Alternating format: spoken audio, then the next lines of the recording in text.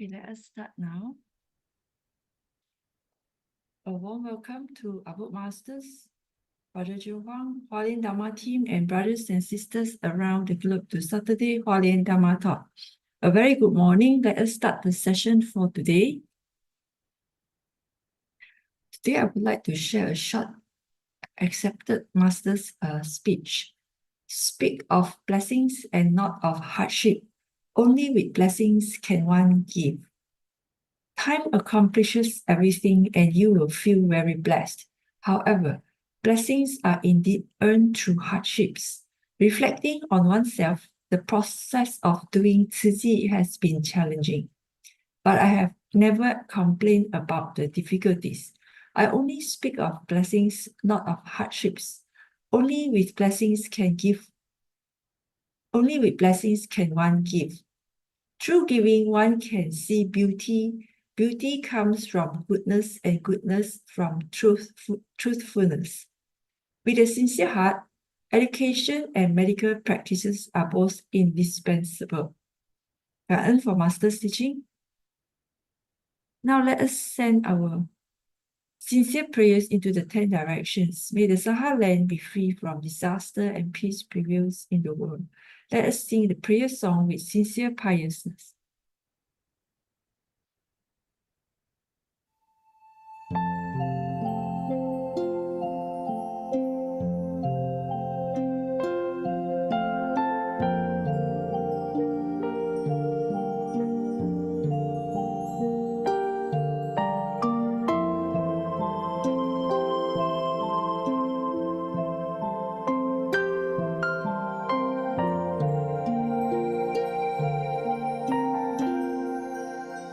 In my heart, I feel deep gratefulness. All my heart is filled with sincere prayer. From all corners of the world, let us join our hearts and pray for a world of harmony and peace. In my heart, I feel deep gratefulness. May all the Buddhas hear my prayer. All united with one heart, let us end our hate with love. May there be no suffering hereafter.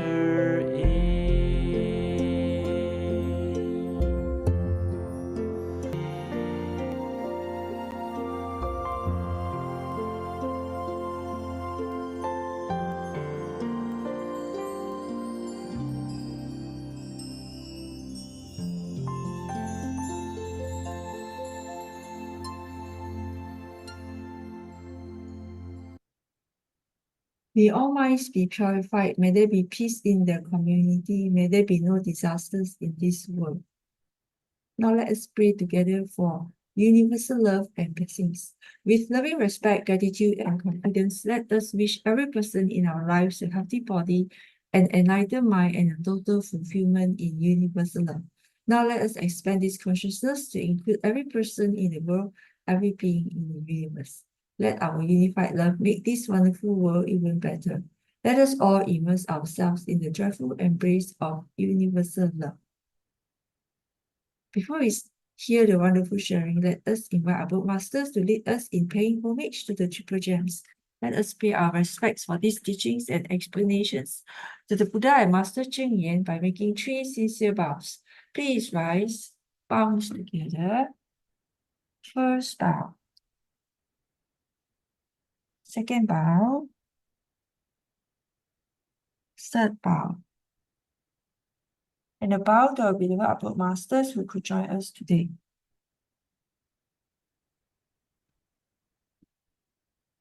Okay, today we have two sharers, Brother Huang on the Dharma Insights, and Sister Kim Yen will be sharing on the walking Bodhisattva path wholeheartedly. Okay, let us invite Sister Su Ching for the weekly summary. Karen, Sister Su Ching, over to you. Sister Lily. All right, last week. Okay, last week we had 2 speakers. Brother Huang said, 2 things Master wants us to see. The world's suffering clear as can be. The second is what others are doing. No matter their condition or position, they are still pursuing. She guides the path, but she can't make us reflect. Introspection's a step we alone must perfect. With precepts in mind, avoid doing harm. Still and meditative, free from alarm. Bodhisattvas have no desire of their own, only to help where pain is shown. They are not swayed by wealth or gain. With clarity, they lessen the pain. Their minds are vast beyond desire. They light the path to inspire and aspire. And we had Sister Nikki, and she spoke about sending love through Tima, through a relief mission in Bintulu. Sister Nikki is a fashion designer by trade. She joined Tzu Chi way back in 2009 to lend aid. From clinics in Cambodia and beyond, she's been through jungle roads thick and blanketed in green. Off-road for 12 hours with a convoy of cars to reach the Penans who live under the stars. The journey was tough, long and bumpy, but the nature that surrounds was rich, and in all corners there was beauty. Patients lined up for TCM care, each with needs, each with a prayer. In jungles deep, she practices compassion, giving her time with mindful dedication. Through joy and service, no matter the strife, she finds true meaning in this path of life. Thank you for listening, and I shall stop share. I hand over to Brother Jin to introduce our speakers. Over to you, Brother Jin. Thank you, Sister Su Ching. Good morning, brothers and sisters. Welcome to another Saturday morning sharing. And obviously, as always, we begin with a great insights from Brother Joe. So, Brother Joe, the platform is all yours. Brother Joe? Yes. Just for your information, Brother Joe, today is Independence Day for Malaysia. Okay. Well, congratulations. I think being able to, in terms of Buddhism, being able to be independent means that you're able to make your own fortune or make your own decision without the attachment from all the surrounding factors. And when I'm saying that making your own, this is as if what Master said before, which was the greater self, making the decision based on the greater self or the true Buddha nature would make. And if you're able to do that, then you're truly independent instead of codependent on all the factors. You know, for example, the 12 cyclic links, all those are the things that link us together, and those are the affinities. And I think what Master is trying to tell us, as well as what the Buddhist teaching was that in this world, we are linked together, but we're not controlled by them. We are linked by each and everyone's lives, but we're not controlled by the factors or the relationship that we have existed in between among all these relationships. So while it is important to try to help somebody. Master also tell us that we should not be attached overly to whether we're able to help them or not. You just basically do what you can with the best intention and try to think for them. But at the end of the day, you have to withdraw. You have to basically say, the path is open for you. I'm gonna, do the best to try to make you so that you're able to be on that path and help you and encourage you. But at the end of the day, it's up to you to try to walk the path.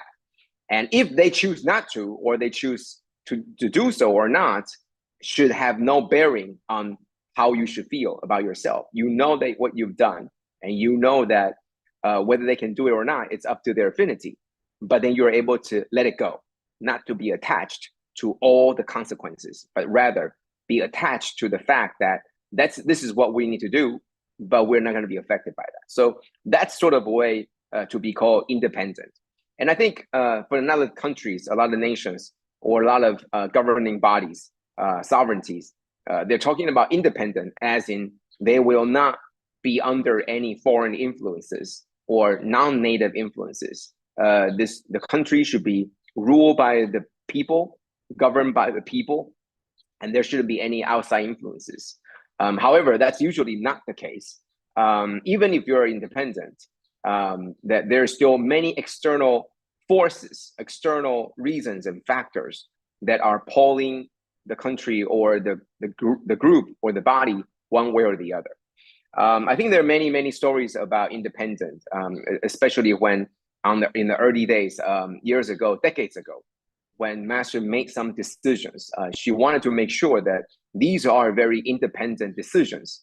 They're based very objectively on all the factors, but rather they're not affected or influenced by certain opinions or certain views. Okay, anyway, that was a very long beginning for the independence. So congratulations, and I'm sure that as you probably all have felt, that the country have come a long way, and after gaining independence. So it's not just about gaining independence, but it's about gaining the experience of governing, gaining the experience and the talents and the expertise that the people need in order to govern and lead the country. And that's usually going to be very difficult. Okay, so let's move on to what the sharing for today. We have a short time. First of all, before we begin, today is already August 31st. And that means today is the last day of the first 8 months, which also means that it's the two-third of the year is already sort of in the books, right? So two-third, right? So yeah, it's 8 months, and today's the last day of that two-third. So tomorrow, which is Sunday, is going to be our Global Diligence Day. So that's the day we will all come together, and we're going to have our classes, whether it's going to be online or it's going to be local. And we're going to be listening to Master giving us the speech, the talk. And I think it's always serves as a reminder that when times like this, it pulls people together. And that's very important. Pull people together to try to remember to remain diligent. Okay, so now previously we talked about, we were talking about how did these great people got there? How did they attain great wisdom? How did they understand all the Dharma? And as I mentioned before, that Master tries to be as straightforward as possible. Even though the Dharma or the text of the sutra talks about things that seems to be unattainable, seems to be very difficult to get. But what Master gave us is a very direct path. Now, mind you, that this path might not be easy, but it is the very direct path where we could walk on and without the fear of getting lost. So there are many things that could detract us, right? The path could be winding. The path could be making full circles and going around and being very long and winding, all of that. So it's easy to lose track if it's too long, or if it's winding, or if it's very difficult to follow. And it's also very difficult if along the way there are many, many distractions. So the path that Master gives us is the direct and the straight path. You don't have to go through loops and jump through hoops and to go through loops just to get to where you want. It's a very direct path. However, the fact that it is direct does not mean it's going to be easy. It just means that there isn't going to be any unnecessary path along the way. Everything that you're doing is helping you toward that objective or toward that goal. The problem is on the path itself, it is not going to be easy. And therefore, you're going to need some tools. You're going to need some guidance along the way to help you. And so Master and also the Buddha on the Sutra of Infinite Meanings share with us how some of the great ones who had already traveled on this path, what had they done so that they're able to advance further, so that they're able to be where they are, much better position than where we are right now. And that's what we're learning. So this chapter, this section is split into 5 subsections, and we've covered the previous parts. And last time we were talking about infinite Dharma doors readily appear in front of them. And these are part of the sutra text. And what this is saying is that infinite Dharma doors, they're talking about the infinite paths and the infinite ways. And what that means is usually we are sort of lost along the way because we thought there is no way out. We feel trapped when we are at a place where there's no more road. At the end of the road, like there is nowhere else to go. There's no one to turn to, nowhere else to go. That's when all the hope is lost. And so what this is trying to tell you is that there is always a door. There is always a path.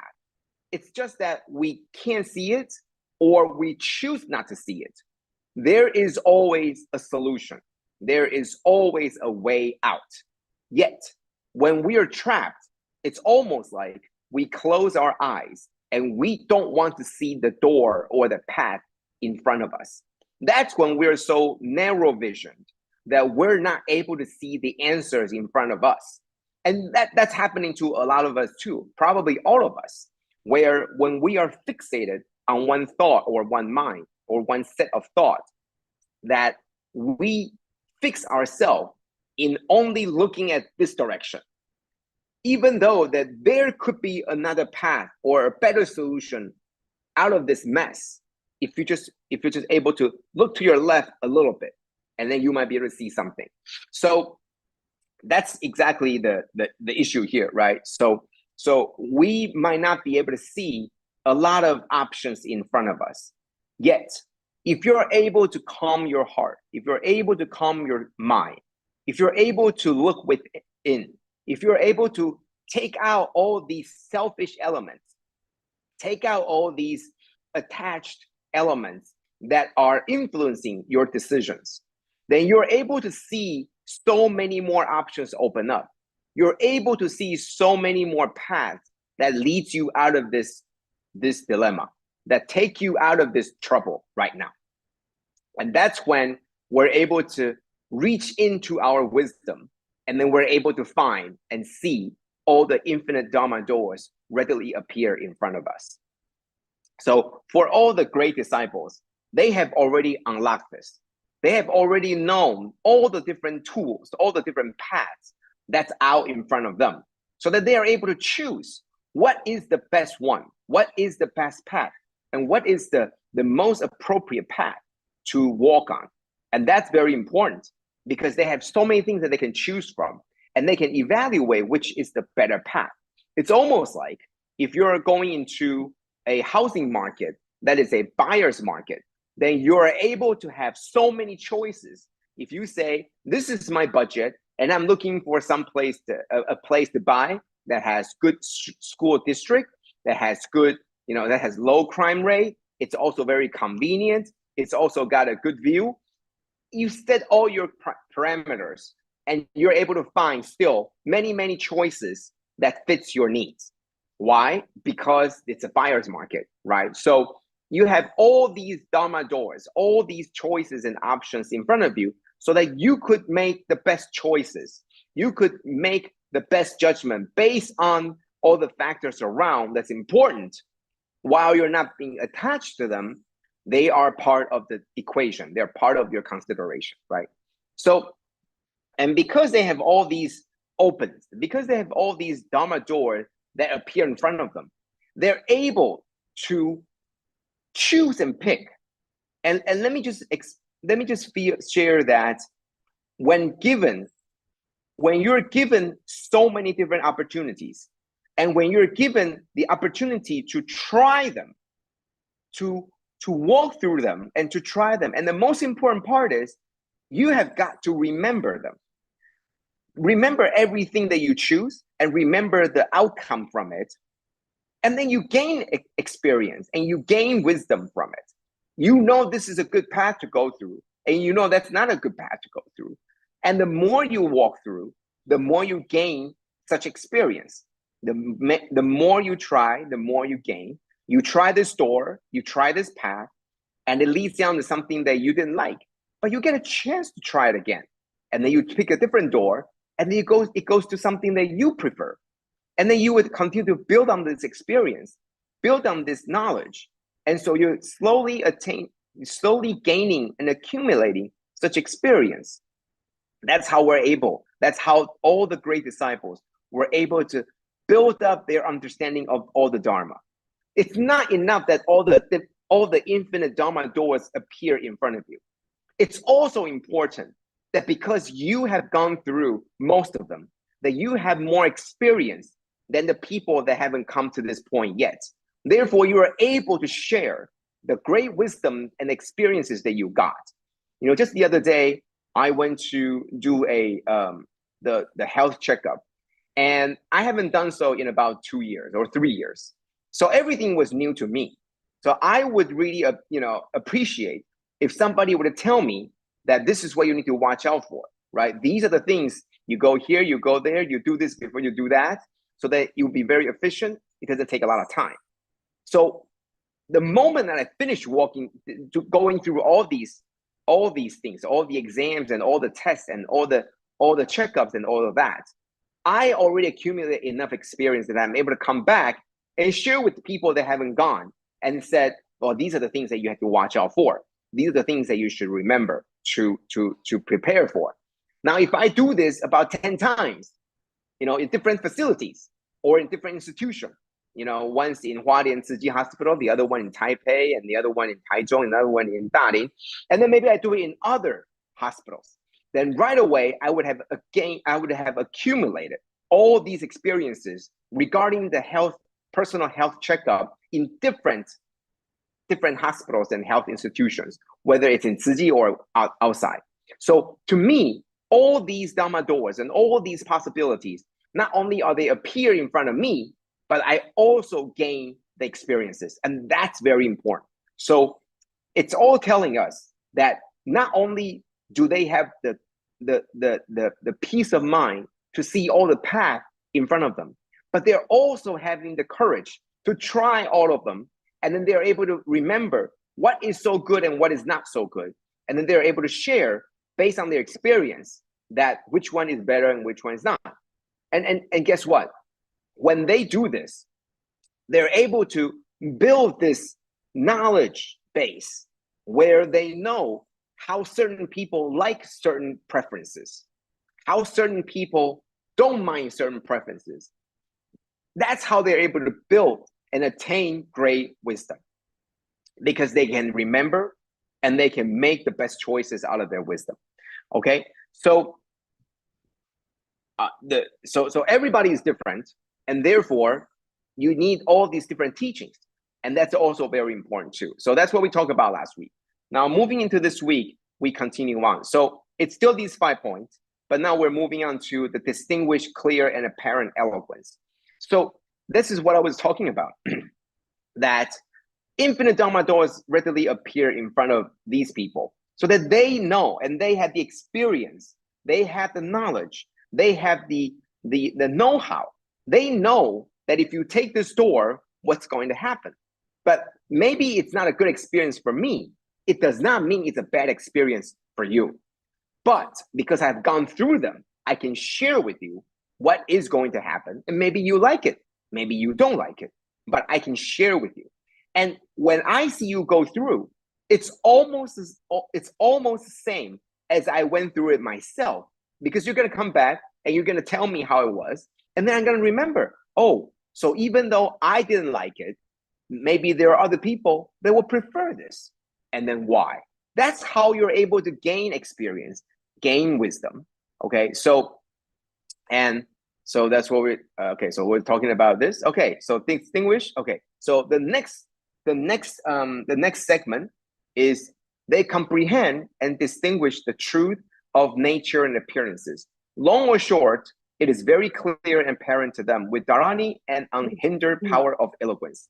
So this is the next part of the sutra text that talks about how these great disciples, because they're able to making the great vows, because they're able to see all these Dharma doors in front of them, because they're able and willing to try them, to learn from them, and because they're able to and willing to interact with the people, to share with others, they also understand what other people choose and why, and they also understand how they feel or how they react to the different path they choose.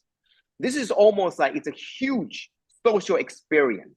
You know, it's a social experiment where you are able to, you know, having two doors in front of people, and then you tell them what's behind the two doors, and then you ask them, what would you like? And then they would make their assessment, they would take their they would choose their pick, and then they'll go through it, and after a while they come back and they share if they want to change their pick or they wanted to stick with it. This is like a huge social experiment, and the more you know, it's not to say that you know more about yourself, but now you know and you gain a lot of experience with many, many different people. All the different people have different thoughts. All the different people have different ideas, backgrounds, mentalities. They're all different. So it is very difficult to formulate a one set rule for everybody. Yet through this grand social experiment that these great disciples, when they come to this world and have their great affinity with the population, with the populace, and then being able to interact and teach and share, and then see the effect of different students, see the effect of different people choosing different doors, then they begin to understand, they comprehend and distinguish the truth of nature's appearances. It is very clear whether you choose it or you don't choose it, whether you like it or you don't like it. All these things, all the worldly phenomena, it is very apparent to them because they have gone through it many times. As I mentioned before, you know, if I ask you, what can I buy from a local grocery store? If you have gone to at least three of them, three different ones around where you live, then you will be able to give me a very good rundown. Oh, in grocery store one, they have more fresh fruits and in produce, and in grocery store two, they have more, they have better, you know, better cereals, they have better dry food, and number three, it's not just about food, but it's more other things. So you know it's very apparent.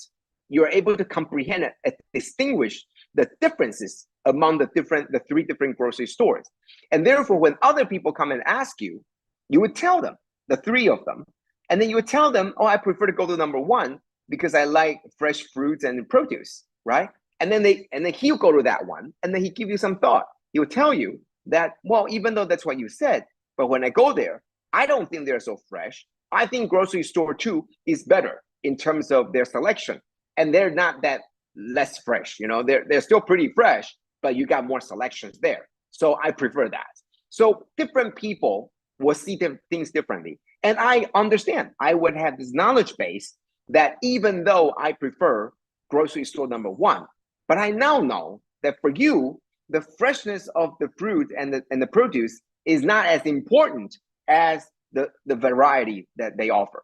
So that's how you're able to pick up and learn about the people. So when you go into the people, that when you go into the masses, that you're able to remember and you can adjust your teaching accordingly. You can adjust your teachings because you know what they like and what they don't like. Okay, so it's very clear and it's very apparent what people's desires or what people want. And so you're able to have this unhindered power of eloquence. So when we learn something, we must practice it all times until we have mastered it. And master, just what master is trying to say here in this is that put your heart to it. Be mindful. You know, it's not just that I'm riding a bicycle just because I want to go from point A to point B. No, master wants us, when we're doing something, we must be mindful of it at all times. And eventually, we will be so mindful that we will eventually have mastered it.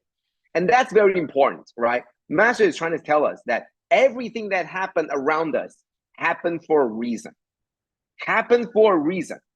And what is that reason? There's a cause and there's an effect. That's the reason. If you are mindful to it, you will be able to observe that. You will be able to see that. And you will be able to understand that. And that is going to help you to master this skill or this idea or this knowledge. If you are not mindful, it's not just about repeatedly doing something, but being mindful of the things that you're doing, then you could really master it, okay? So the next part we see here, after bodhisattvas begin to form aspiration to transform sentient beings, they will not retreat or turn from their resolve even after a long time. It is because they are able to be steadfast and endure. Okay, so what this is telling you here is that this accumulation of knowledge base, the accumulation of experience, it will take a long time. And it takes a long time for them to accumulate. Yet at this time, throughout this time, bodhisattvas do not retreat or turn away from their resolve, even after a long time. You know, it's like you're doing something, you're driving, and you're being very mindful of all the things around you, including your car. You're being very mindful of everything around you. And you do this day in and day out. Even after you have mastered it, you are still being very mindful every time you drive. That's not retreating. That's not turning away from the resolve. That is called consistent. That is called steadfast and enduring. Okay. So those who expound the Dharma must first understand it. And not only must they understand the Dharma, but they must also put it into practice. The Dharma must enter our hearts before we can manifest it. So Master is explaining that these great disciples, the great followers of the Buddha, they have attained great wisdom. And how do they do that? Well, they are able to remain objective. They do not jump to conclusion. They do not have a lot of attachment, like this person I like, so I want to do something different. This person I don't like, so I want to do I want to make a different choice. Rather, they're very, very objective. And because they're objective, they're able to have so many choices, so many options opened up. Imagine that if we're so attached to the worldly desires, there are things that we will choose not to do. There are things that we'll choose to do, even though they might not be the best option. And there are things that we will not think about doing because it's just not a possibility. Yet, for these great disciples, they understand that they are not attached to these worldly things. Therefore, they're remaining very objective. They have many, many choices, many, many options, many, many roads. There will not be a day where they're at the end of their road. There will always be a door. There will always be a path. And all these different infinite number of paths, they're able to assess and understand the path, and then they will make a choice. And even after they make a choice, they put it into practice. They walk through the door, walk through the path, and they will remember it. They will carry it deep in their consciousness, and then they'll remember it. So the next time they see similar choices, they will be able to make it with the accumulated wisdom experience. Okay, and so that's important. So all these experiences must enter our hearts before we can use it. If we do not gain these experiences, how will we be able to use it? If we only hear it from other people, it's not important. It's not hard enough. It has to be a hard knowledge. It has to be something that's truly yours. Listening to somebody teach you about how to swim is not the same as you learning how to swim by swimming. That is very different. Okay, so that's what this is saying. All these people, the great disciples and the great followers, they are where they are because they actually walk all these paths. There are infinite Dharma doors in front of them. They have walked through all of them, and they're able to accumulate the experiences. They're able to interact with the sentient beings so that they understand why certain path, it was preferred, and why certain paths were something that nobody wants. They understand. And so it's very able to distinguish the like and the unlike, and the clear and apparent. And they're able to be very eloquent about it because they understand. Okay, so lastly, it's the Dharma wheel, droplets dew, and coolness of Dharma. So in the sutra, it talks about these great disciples, they're able to turn the Dharma wheel. And what does that mean? What does that mean to turn the Dharma wheel? It's what we talked about. Imagine there's a wheel of fortune. There used to be a TV program in the States where you would spin that wheel, and then it would stop at some box, and then it would tell you that box, what did you get on it? Is it something that's a good prize, or maybe it's a penalty, right? So it's a turning that wheel.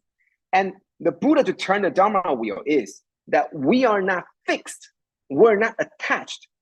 Sentient beings and ordinary beings, we get our affliction because we're fixed. We're attached to one thing.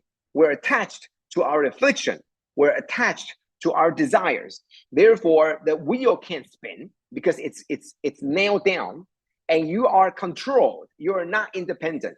You're depending on that desire in you to make a certain action, to talk a certain way, to walk a certain path, and to do certain things.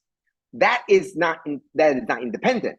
That is completely dependent on the fact that your affliction is controlling you. So turning the Dharma wheel is essentially breaking you free. Break you free from that nail that's sticking you, nailing you down, and make you that you're not able to adapt, you're not able to move on.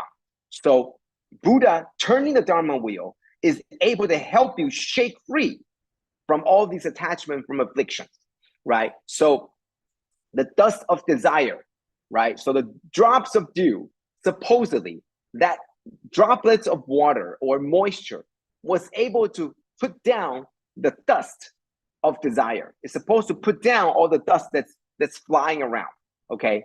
And then all these fury afflictions of the world with the coolness of the Dharma. So all the problems in the world, whether it's dust of desire or fury afflictions, the Dharma, there is a path. There is always a solution. There is always a path that help us out in terms of dust of desire or the fury afflictions. There's always something that would help us. And that's when the turning of the wheel really helps. So when the Buddha expound the Dharma, he is turning the Dharma wheel. He's trying to shake you free. Imagine if you're locked in. And so the Buddha is trying to turn the wheel so that it's helping you to break free. And that's what turning of the Dharma wheel is trying to say. It's the turning of the wheel. It crushes all that attachment, the negative karma. It's trying to break you free. And that's what's important. That's called the turning of the wheel. And we shall receive the Dharma like it's a morning dewdrops, like the very early day, the dewdrops out there. It's not like pouring of the rain, but it's moisture that can be absorbed by all the plants and our earth. They may be so tiny that they're invisible to our eyes, but they accumulate over time. So all these things are accumulated. The experiences, the paths, and even the infinite Dharma doors. It's not like it's going to be infinite Dharma doors every time, every day, every instant, but it accumulates over time. You accumulate experiences, you listen to other people sharing, and eventually you will be able to open up more doors and open up more paths. And that's very important, okay? So Dharma water will also slowly enter our hearts, okay? So the whole picture, right?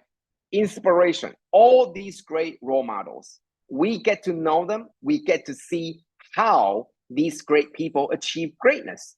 They're the great disciples, their name was something that's always very renowned, we know them all the time.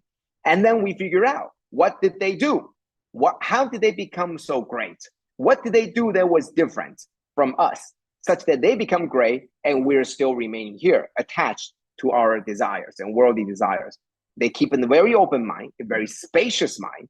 They make great vows, and then they would teach and lead according to the capacities of the people that they're teaching and the people that they're leading, and not be affected by the surrounding desires. And they had the courage to try all the different paths, all the different infinite Dharma doors. And that is very important. And not only do they have the courage to try, but they have the mindfulness to remember. Mindfulness to remember. Imagine you could live through your life learning many things, but if you cannot memorize or remember the lessons, what good is learning all these things? If you're going to learn them and if you're going to forget about them, then what good does that turn out? Nothing. So it's very important to always go back to the memory and always try to remember the great lesson. That's why it's very important to self-reflect and inspire yourself. Okay, so this is what we have gone through, and thank you. This is this part, and next week we're hoping that we're going to get into the next portion of the Sutra of Infinite Meanings, and hoping that not only are we get to see why they're so good, but also that how they're able to do this and what can we do, how we as an individual can also be on the path to be like that. Thank you. That's just sharing for today. Have a wonderful, wonderful weekend. Thank you. And then, Brother Joe, thank you for your very insightful sharing about reminding us about learning with mindfulness. And obviously, you shared with us the wisdom of choices with the discerning mind, and going through this experiential learning, walking the path of accumulation. So before Brother Joe goes off, can we on our videos and we take a photo for everybody? If you can on your videos, that'd be great. So yeah, we take a photo with Brother Joe, and the next person, obviously, Sister Kim Yan is going to share with us on the Bodhisattva path. All right. Okay, so Sister Effie, Sister Lily. We will take a photo.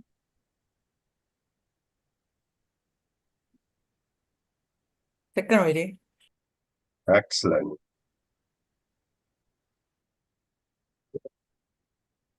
Okay, so next, we move on next to Singapore with Sister Kim Yan.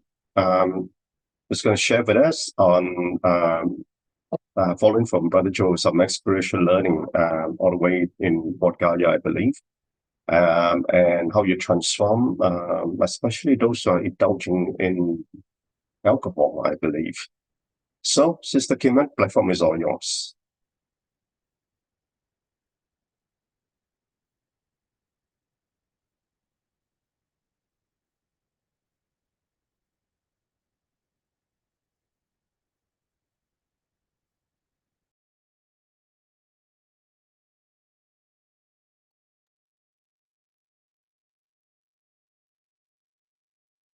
You're just off your slides, Sister Kim Yan.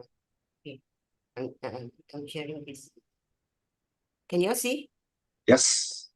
Okay. All right. Good morning, brothers and sisters.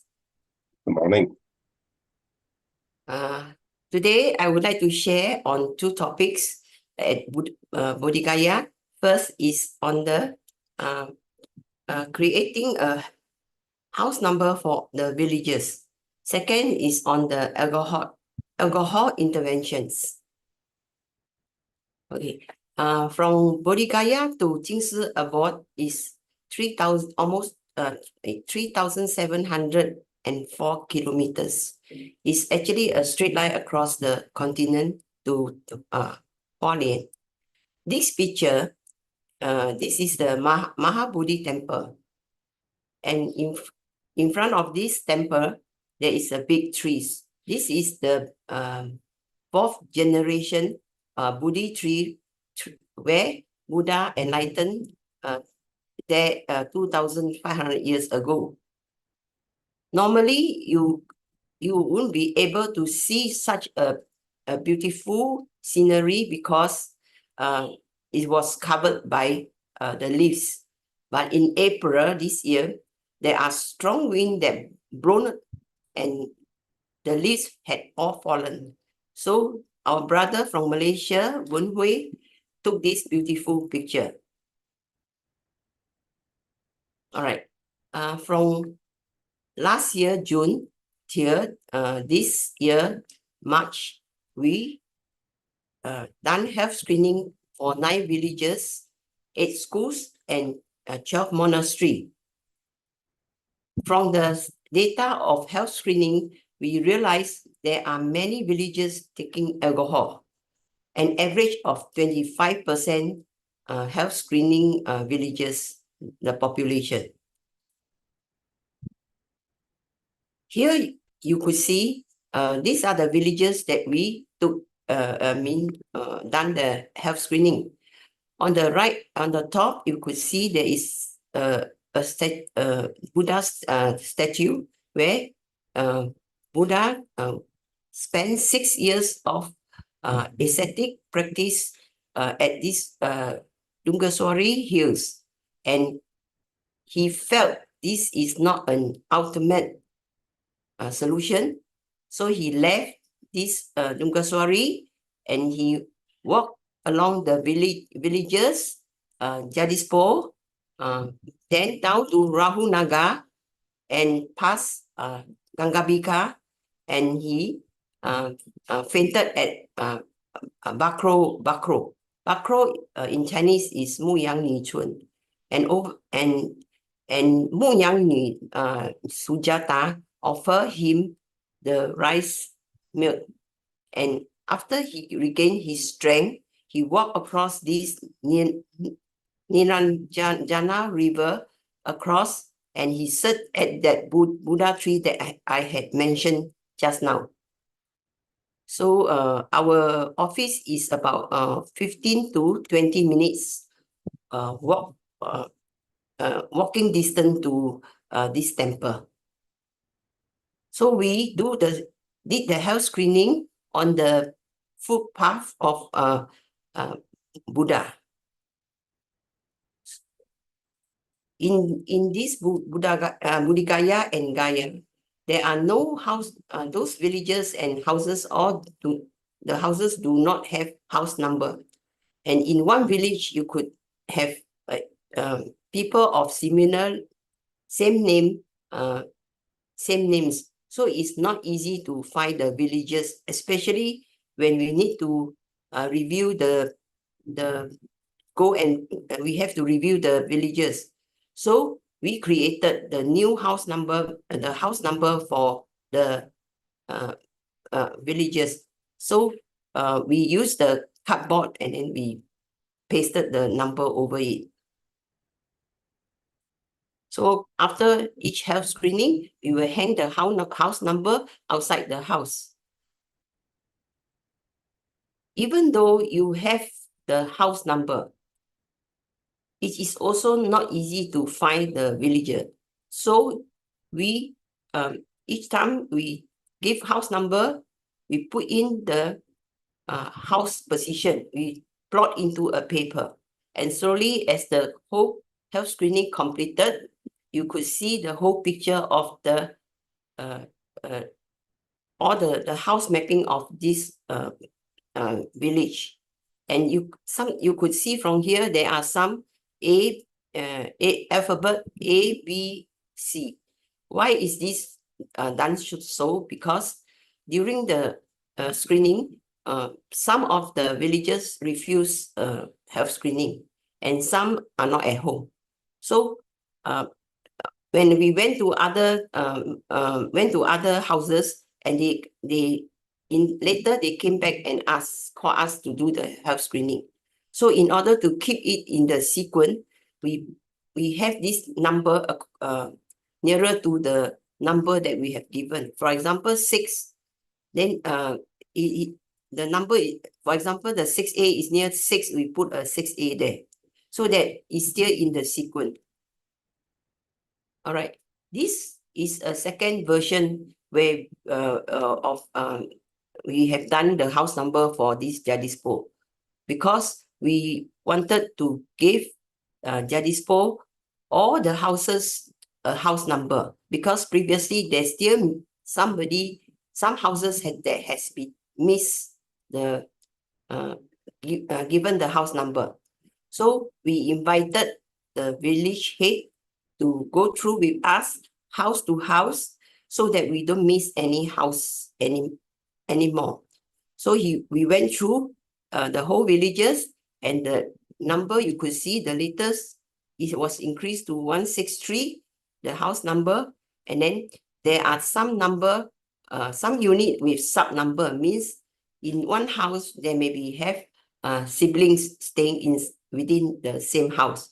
So we give them a sub number. For example, if you have 80, we will give them 80-1, 80-2 inside the house.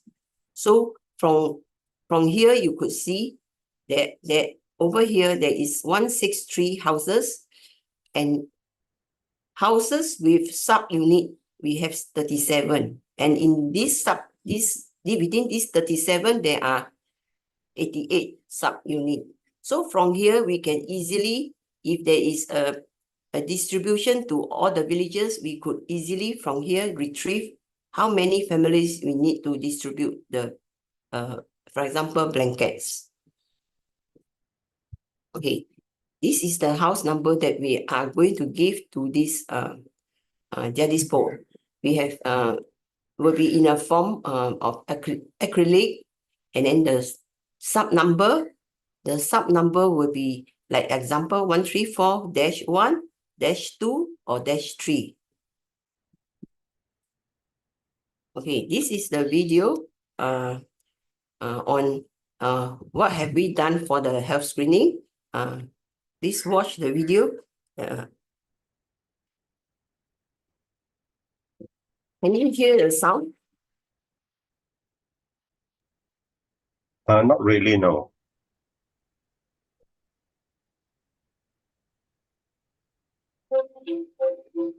Can you hear the sound? Yes, yes. Okay, thank you. This is the Rahu Naga, one of the village. This village is very long. It's about 2 kilometers from one end to another end. So we have our youth helping us in this screening.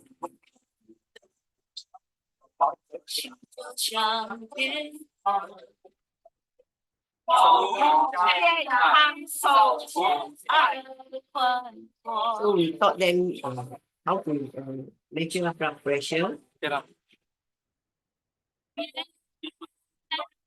You look at them; they are very attentive, very mindful in doing the things.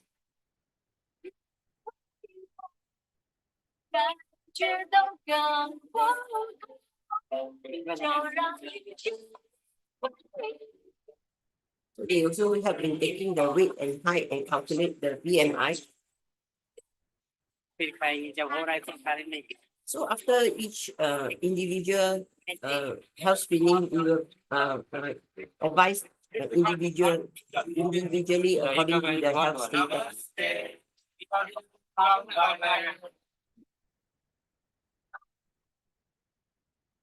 This he's checking the urine. This wearing vests are the local youth that help from the village, and they help us in the health screening every day. 望向世界的尽头，心就像灯火，照亮黑暗的角落。This lady is a nurse. She help us when she's free during the weekend.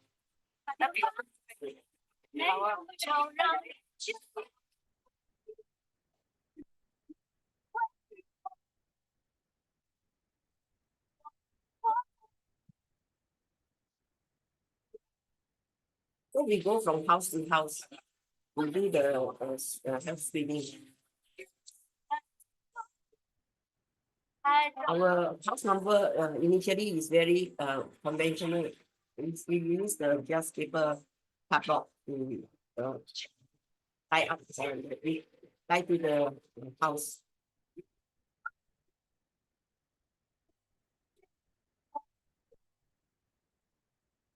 This man is the village head.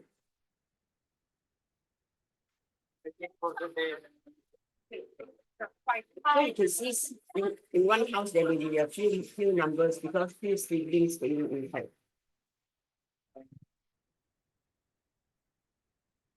And some of the roof is very low.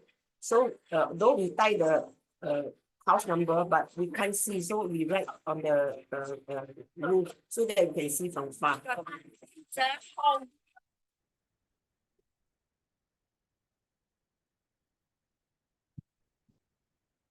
So after each day, we will just read the screening of the form and sort out the form.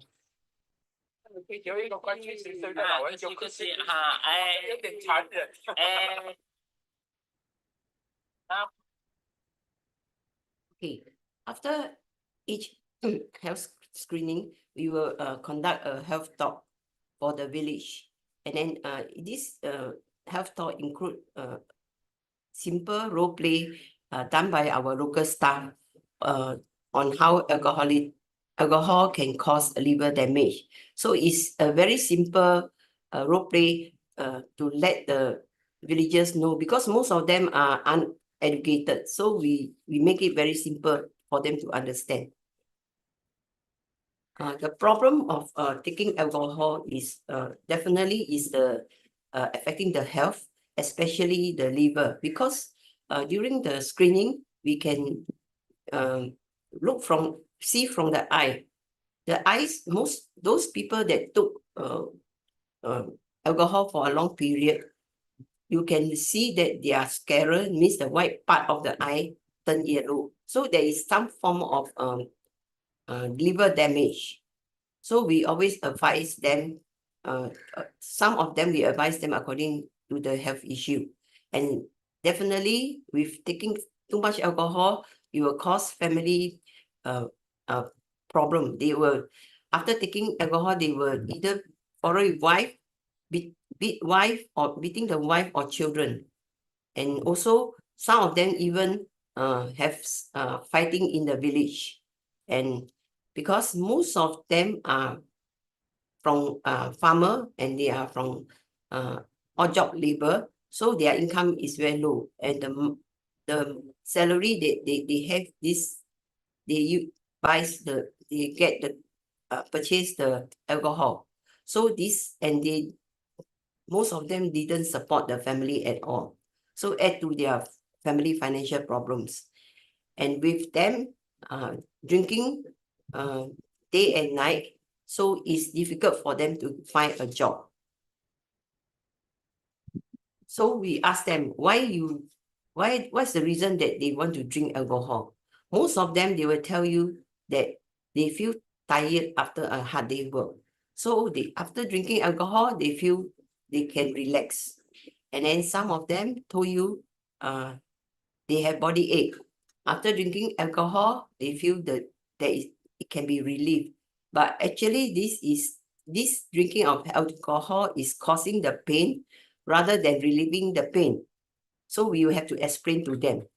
And in Bihar, in the Bihar state, that means this include this Bodhgaya, government ban ban selling of alcohol and drinking of alcohol. So most of them, the alcohol are homemade and is cheap and is easily available because it's within village, and some of them even go from house to house to sell the alcohol. And those not determined enough, they will just buy and drink. Okay, the alcohol they can get in two forms. One from this made from this mahua flower.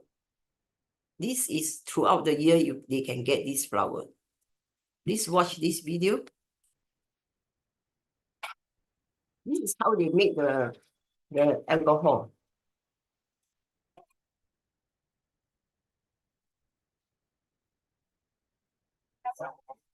The mahua flower in water is at the lower pot.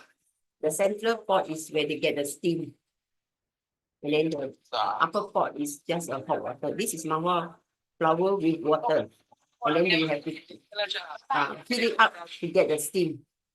So you could see after drinking, you can see people lying everywhere. And this is another form of liquor is sky juice.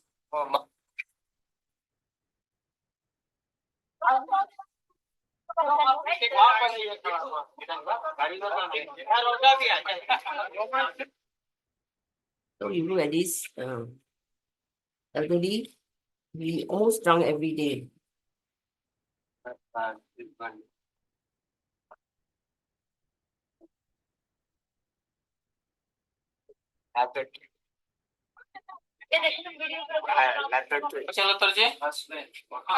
And this man was so drunk at the doorway, he actually almost is like unconscious.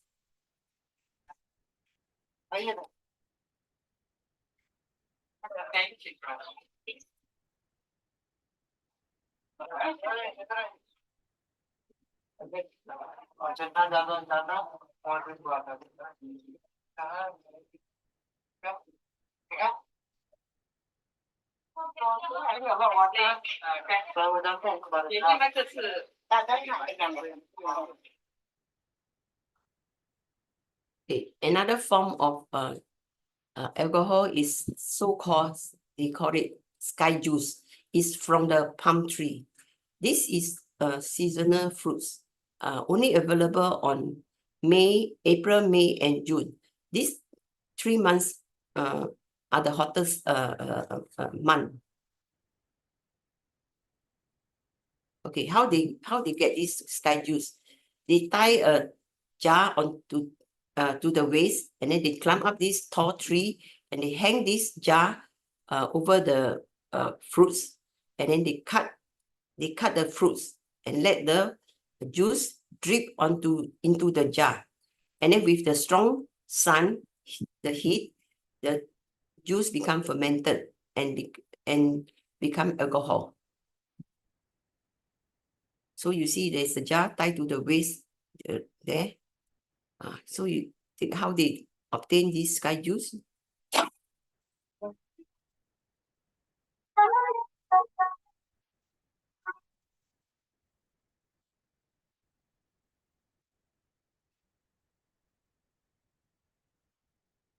Okay, so this is the sky juice. So you could see actually a lot of insects there, and they will get a cloth to sieve, and they sell at one small jar, one small mug at 20 rupees. A cup is about 5 rupees. And then here you could see early in the morning, there were people gather around to drink alcohol. So it's very common scenario in the villages. Actually, these palm fruits, it's edible, and if you eat it fresh, is actually no alcohol. Okay, in Buddhism, there are 84,000 teachings expounded by Buddha. All these teachings are skillful means from Buddha that they taught, and Buddha taught according taught people according to the capacity. So we also follow Buddha's teaching, and we use also various skillful means to convince villagers to give up drinking, and also advise according to the family background and medical conditions. Most of these villagers are uneducated. So when you tell them about liver, they cannot figure out where is the liver. So we make pictorial to let them see the side of the liver, and then we show them a healthy liver and a cirrhotic liver, means a hardened liver. So we explain to them, your liver initially is healthy, but for years you have been drinking and your liver will slowly become hardened. So we ask them, do you want your liver to become so hard? So another skillful means of convincing is we ask them one day how many bottles they drink, and they drink for how many years. So we have this table, we will show it to them. If you drink for one day, one bottle, and then you took for 20 years, you spend 360,000 rupees. So this amount of money, if you have this amount of money, what you want to do with this? So we let them have some thinking, critical thinking. And then some of them will say, I want to build a house. Some of them will tell you, I want to repair my house, or I want to do business. So here also there are few skillful means, like for example, a person having hypertension, high blood pressure, we took their blood pressure, show them the reading that the blood pressure is still very high. If you continue to take the alcohol, the blood pressure will go even higher. So we asked them and told them that they will get stroke anytime, and ask them to stop alcohol and see a doctor. And you can see the left hand side, this guy with a red t-shirt, we advise a different way. He got a son, so we tell him to keep the money for the son's education, as well as to be a role model for the son, because for him, this man didn't have health screening done. We do not have his statistic. It's the wife that approached us, called us to advise the husband to stop drinking. And by telling this, he really tried his best to stop drinking. Now we went and advised to approach him. He's trying very hard to stop. We will every month we will go back to visit him, and his son is not happy with the father drinking. Sometimes the father drink, he will fight with the father. And over the right hand side, this elderly. For elderly, it's no point telling him taking alcohol can cause liver damage, because they have been drinking for many years.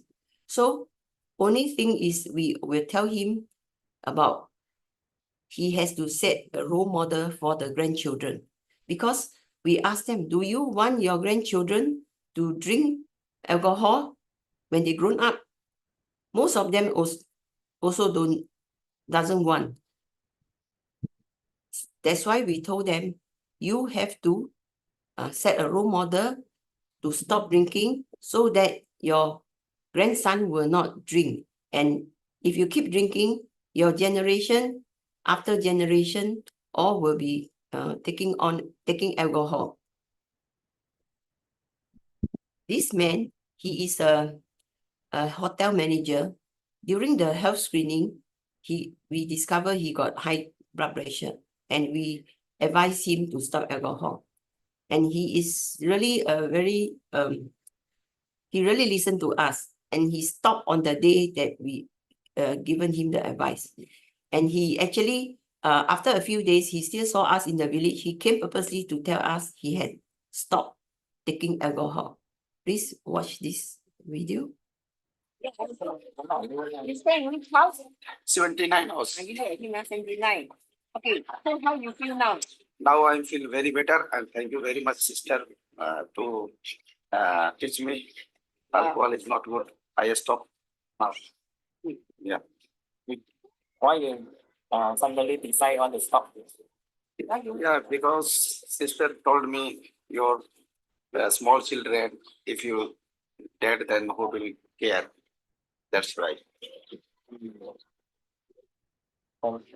Thank you very much.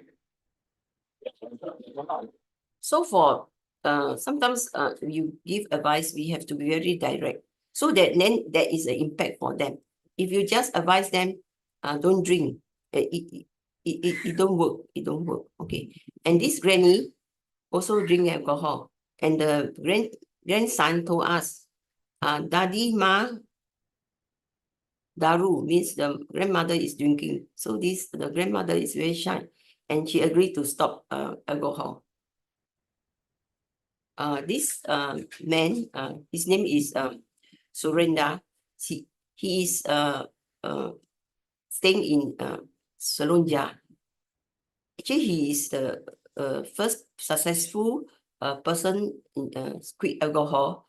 I'm also very grateful to him because but to convince people to stop alcohol is not easy. But because of him, that he showed us his commitment, and he gave me the confidence that I can do it. That's why we keep on. We continue to do this. Go from villages to villages to advise, and he is now the role model and in the village, and he persuaded a few of his friends to stop alcohol. And we took a video of him and the family, and this video we show it to some other villages, and it also motivate other villagers to quit alcohol like him. So please watch this video. 7月时，志工演出戏剧做卫 This is 教， when we 做 did 人 the 和蜡烛 screening 举 in one 了 of. 解酒。 So he actually after quit alcohol he has changed, transformed, and he said he's much better, more alert. And then this is his wife.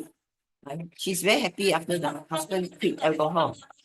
And then no more fighting. And then 工作回来后，丈夫不再 now 是急着喝酒，而是去 Surenda 挤牛 will 奶，帮 help 忙 to 做 do 家务。 housework. 看见妻子忙着张罗晚餐，还会贴心在背后煽风去闷热，一家和乐融融，孩子的教育费用 The 也有了 daughter 着 also 落。 very happy. The father quit alcohol. And after quitting alcohol, he saved about 1,800 to 1,900 现 rupees 在 per 这个 month. 家少了酒气，多了 So 和 now 气， the 太太的 family 生 is 活 in 也比过去 harmony. 更美了。7月时， Okay, we also invite the family to share during our year-end blessing and volunteers training. And he's now our grey T-shirt volunteers. In May, we have a training, and all the grey shirt volunteers are advised to recruit 5 members. To our surprise, he came to office one day with 35 members, and he is uneducated. So his uncle, this young uncle, helped him to write the name and the amount in the exercise book. So when we counted the money that he have received is 2,456, and there is an excess of extra of $10, and he donated this into the bamboo bank. This Karu Manjit is also another person that is drinking alcohol for more than 10 years. He drink half liter daily and also chew bitter nuts. So he always frequently quarrel and fighting with his wife. He also suffer from seizure. This is the epilepsy, and he cannot find a stable job. So we show him Surenda's video, and he agreed to quit not only alcohol as well as bitter nut chewing. So please watch this video. 瘦弱的身板是卡卢给人的第一印象。患有癫痫的他不知道酒精会诱发自己的病症发作。过去是个嗜酒如命的人。 और मेरे पापा पहले So this one इतना is ज्यादा नशे थे नशा में कि Doctor काम talking करके about the नहीं father करते थे। having और epilepsy and he will बीमारी just sudden जहाँ पे से काम पे जाते थे attack ड्यूटी पे and then it's बाहर में नहीं difficult जाते थे to तो find पता a रहता job था। with this 因为 epilepsy. 收入不稳定，慈济志工在村间进行健检家访时， And also during the health screening, we realize he is underweight. His BMI is very low. तो मेरा पति का वजन So we बहुत provide ऐसे him कम with थे कि lentils. सबसे दाल दिए और दाल को So हम the लोग wife was इस्तेमाल saying, करने लगे। तो after ऐसे taking the वजन lentils, पहले ऐसे his weight has 3 kg increased. बढ़ा, फिर उसके बाद ऐसे भी आया। 虽然知道喝酒不好，但卡如就是戒不掉。志工每次到访都柔性劝导，慢慢的这 So 家 we 庭主 we went few times, visit few times. In the end, he quit alcohol. So he was saying, say he has 4 children and then he has to take care of the 就这样， family. 卡如因为 So 健 he 康和身为人父的重担，他逐渐把酒 It's 戒 his 了， responsibility 亲 to 子和 take 夫妻 care 关 of 系 the 全 family. 都改善。 जब से दारू छोड़े तब से बढ़िया हो गया So सब the चीज। doctor say he's a now अपने he's a पापा के better प्रति father, हम बहुत take अच्छा care of सोच the रहे हैं family. कि पहले से ज्यादा अधिक सोचने लगे हैं, अधिक हम लोग को अच्छा से रखते हैं। जो भी कमाता है तो वो पैसा सारा So ऐसे now घर पे लाके देता है he और will give परिवार his से अच्छे salary to the से wife. हमको रहता है।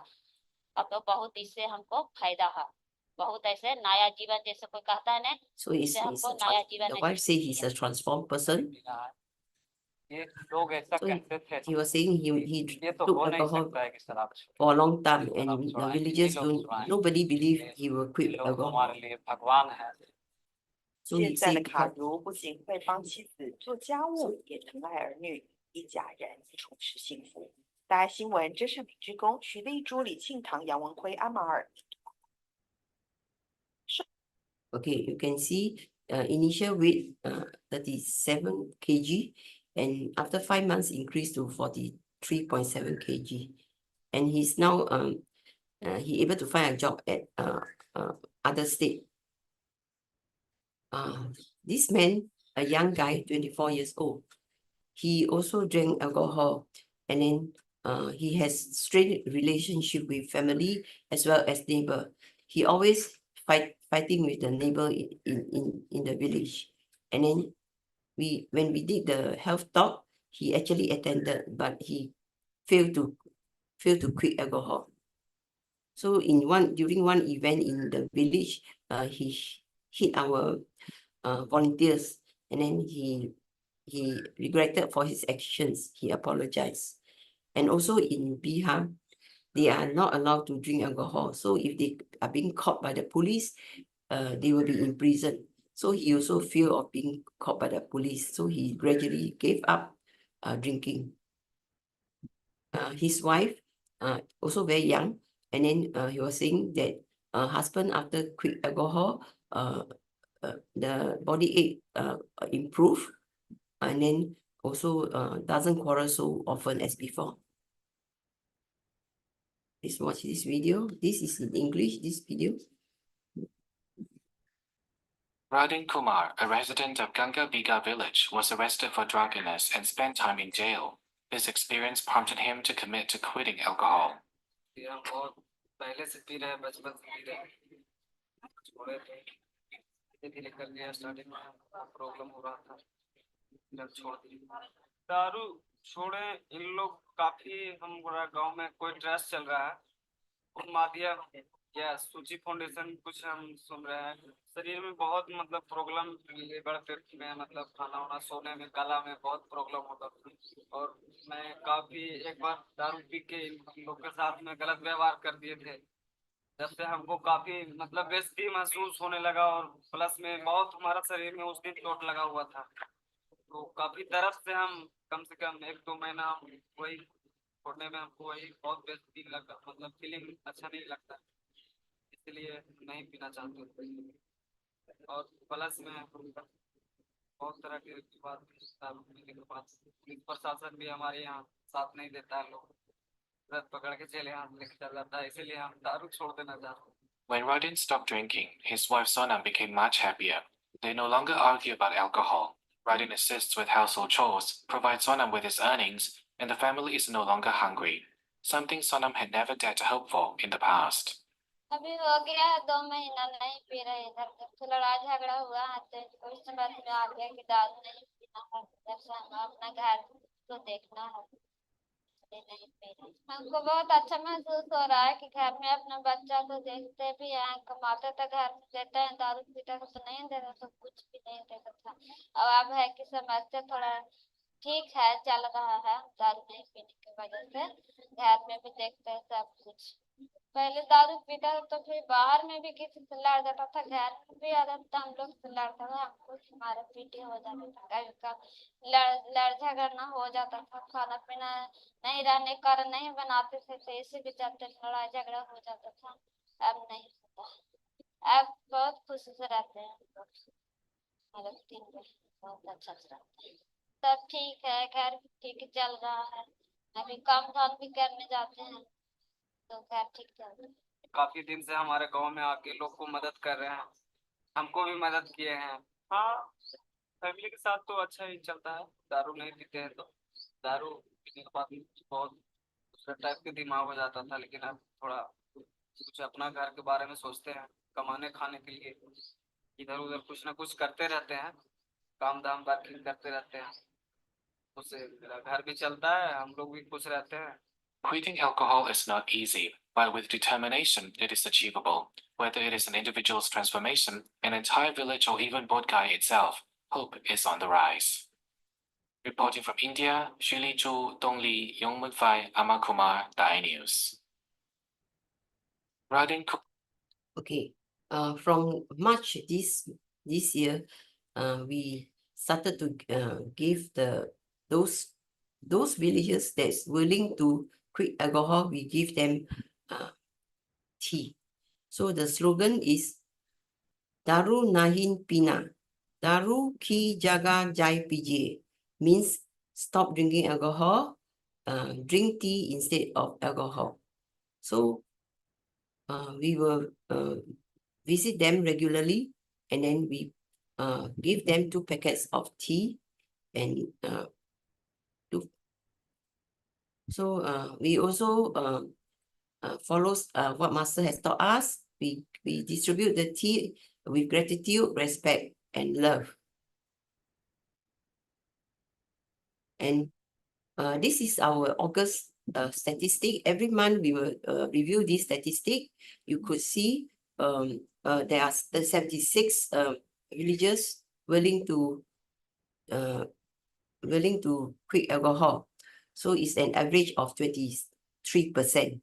So we are still working very hard, hoping the figure will get higher. So what are the challenges? Because some of these villagers, although they tell us they will stop alcohol, but each time when we visited them, they are still drinking.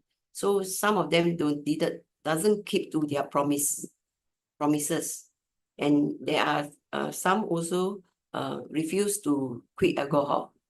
And sometimes we visited them and they are not at home. Either they out to somebody's house, or some of them went to work, went to the farm. And also in the morning they start drinking alcohol. So with all this, we realize they are still drinking, then we will try to avoid them.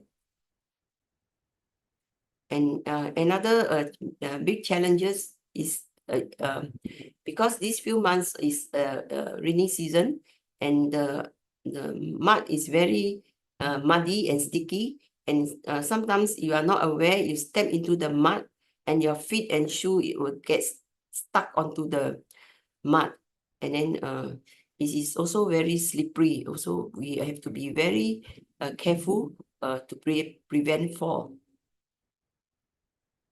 So it's not easy to convince people to quit alcohol, but we will continue to visit the villages regularly, and also invite those who quit alcohol, successful quit alcohol, to be a role model and inspire others to quit. And then we also invite them to share on their experience.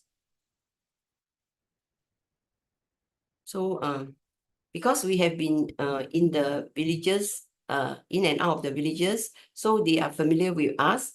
Sometimes they will invite us to have a cup of hot masala tea. So, and also sometimes raining, they will invite us to the house, and then also give us hot masala tea. So we have set good affinity with the villagers. So this during the health screening, we will invite this youth to join us, and also the local young guy to join us in the health screening. So the benefits of quitting alcohol. First, obviously, you can see they are in better health with when they quit alcohol. Mentally, they are more not so confused, and the family also have good harmony, because they will take care of the family, and the salary they have, they will help to support the family. So also improve this financial status, and also there will be less fighting in the village. Also create good affinity with villagers, and also the society be more stable. So this is my sharing. Kanan, namaste. Thank you so much, Sister Kimia, for this wonderful sharing, and how you and obviously along with our brothers and sisters have skillfully and painstakingly take the efforts to help transform the people in the village. You know, incidentally, I noticed that all the drunkards or the drinkers are all men. No, they are female. They're also females. Yes, husband and wife. Oh, I see. So it's not just a male problem. Yeah, female population also not less. All right. Okay. Okay. Wonderful. Thank you, Kankanan, so much. Are there any questions for Sister Kim Yan for this wonderful work she has been doing in Bodhgaya? Are you still in Bodhgaya, sister? I came back last week. I see. Are you planning to go back there soon? I will be back to I'm going Taiwan in 13 September. I will back to Singapore. I think on the end of September I will have to go back to Bodhgaya again. I just want one last question. You know, whilst you're transforming the villagers from drinking, how do you deal with the suppliers who are earning a living by selling alcohol? Oh, actually it's not easy. Even you want to convince people drinking is already not easy, and some more the supplier. We did have one supplier. Actually, he's supplying Sky Juice, and he really stopped this so-called business, and he also stopped drinking alcohol. So we have to do it very patiently, and actually many times it depends on their determination. Right. You have to slowly to tell them. That's why you want to advise. You have to be very know about their background, their family, everything, their medical condition. Then you advise accordingly. So for supplier, we always tell them, you stop supplying alcohol, is actually they done a very good work for the community, because you stop supplying, then many people don't drink. But there not only one supplier. In one village, there are many suppliers, really. Right. And then even the village head. I have one village head. We went convincing him many times. He cannot quit. So we keep on telling, you are the village head. You should be a role model to tell your villagers to stop alcohol. But you yourself drinking, how are you going to advise? So he also tried hard, but he then hard for him to quit. So, but he slowly cut down. And then even the wife, the mother also complained to us. He is still drinking. When we went there, he's still drinking. So of late, he actually stopped drinking. So this is a good thing like that. And then sometimes all these villagers, you tell them to quit, they promise you they will quit. But then they didn't quit. So from far they saw us, they run away. They run away. They go and hide. When you go and look for them, they are somewhere else. Some of them hide under the bushes. So it's something very interesting when you also encounter all this, you see. So you can see their pattern of these things. Some react to you is a bit, I promise you, and then I never did it. So they feel guilty and then they run away. But some is, I don't care. You know, I totally refuse. So it's different characters. Okay. So hopefully, sister, by the time you get back there, some of them won't be hiding away, but seeing you straight in the face, and they have changed. Yes. I'm hoping the figure will go higher and higher. All right. Thank so much, Sister Kim Yan. Absolutely wondrous sharing you have given us, and I'm sure that a lot of us are very inspired by the great work and the painstaking work that we have been doing.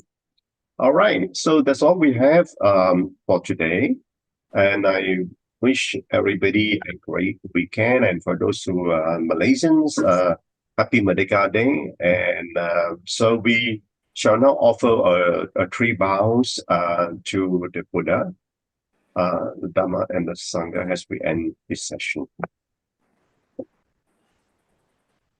First bow. Second bow. Third bow. We also offer 1 bow to our abode masters. Bow.